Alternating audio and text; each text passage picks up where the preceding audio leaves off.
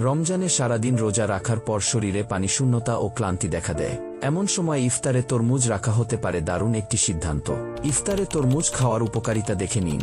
দ্রুত পানিশূন্যতা কাটায়। তরমুজে প্রায় 90 থেকে 92% পানি থাকে, তাই ইফতারের সময় এটি খেলে শরীর দ্রুত হাইড্রেটেড হয় এবং তৃষ্ণা কমে, তাৎক্ষণিক শক্তি যোগায়। তরমুজে প্রাকৃতিক চিনি থাকে যা রোজার পর দ্রুত শক্তি ফিরিয়ে আনতে সাহায্য করে, তবে এটি অতিরিক্ত মিষ্টির মতো ক্ষতিকর নয়।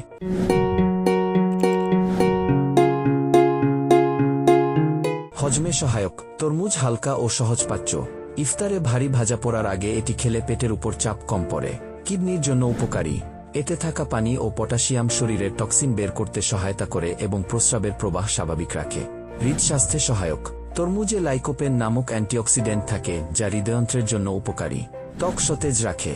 পানির ঘাটতি পূরণ হওয়ায় ত্বক কম শুষ্ক হয় এবং মুখে সতেজ ভাব আসে।